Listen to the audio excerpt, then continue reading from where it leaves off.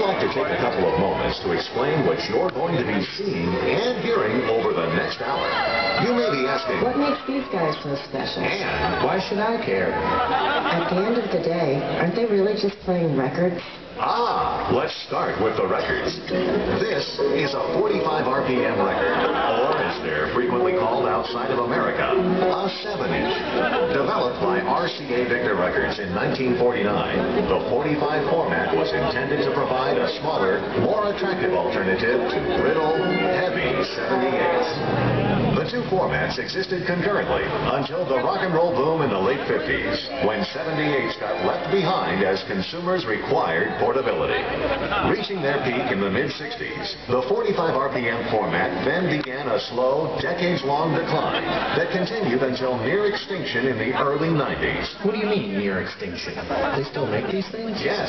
45s continue to be manufactured to this day, albeit in diminished numbers. To many listeners, vinyl provides a tangible respite from the impersonal download model that has, in the eyes of some, removed an important physical component from the musical experience. After all, 45s have grooves. They have shape and form. They have labels that can be personalized. And as an artifact, they are finite. Only so many of each record are made, giving them a cachet of value and collectability beyond the music itself. In some ways, the portability of the 45 has contributed to its rarity. The records were often viewed as disposable and frequently stored without sleeves. In fact, it's safe to estimate that as much as 90% of existing vinyl made between 1949 and 1979 was simply thrown away. Vinyl has always been, and probably always will be, the preferred format for scratch DJs. The tangible grooves provide a tactile experience that simply cannot be replicated by any other format. However, 45s are somewhat problematic. For starters, they're smaller. There's less real estate to get a grip on. And those big holes can really wreak havoc when you're cutting it up. Also, the disc is spinning at 45 revolutions per minute, as opposed to the standard 33 and a third. So DJs have to move quicker to access desired points on the record. Okay, so let me make sure I understand so far. They're playing all 45s. Right. And nothing else? No computers? No keyboards? Correct. All audio is being delivered via vinyl on 8 turntables into 4 mixers. Sometimes the audio is then being sent into either an effects box for echo effects, or into one of 2 guitar pedals, enabling us to loop the sound, loop the sound, loop the sound. Looping can also be done using precisely placed stickers on the record.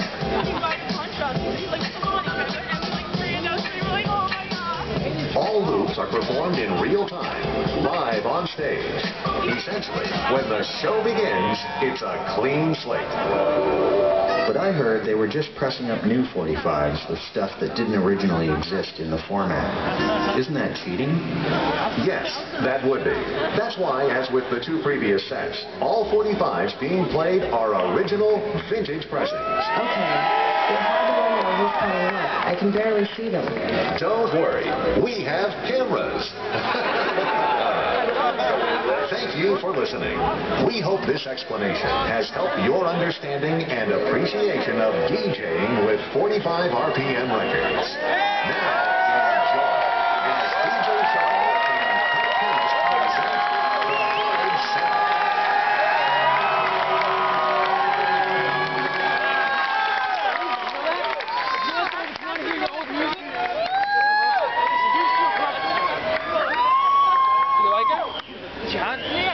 Does she have a nice app? She looks great. Does she have a nice app? Does she have a nice app? I can't tell.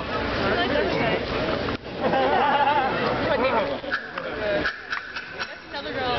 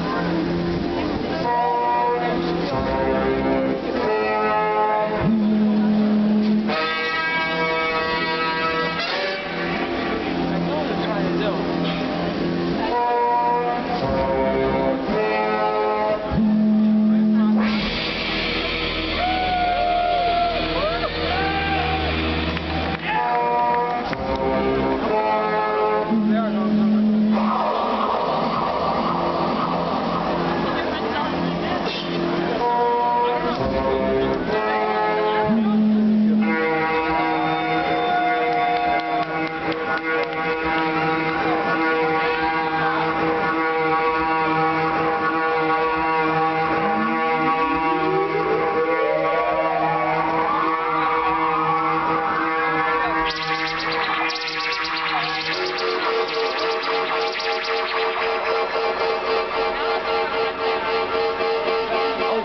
indestruction.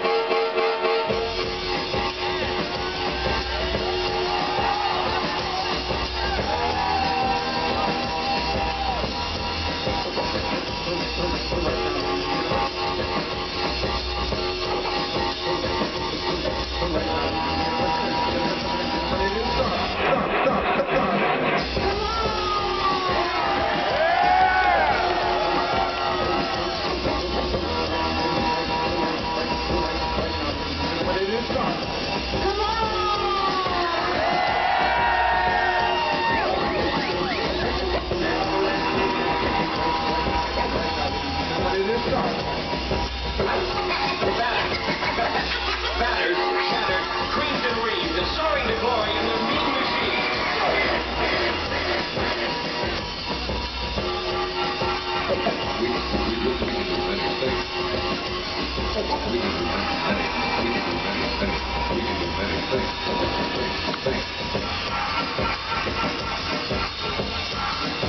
The greatest machine in the history of mass slaughter.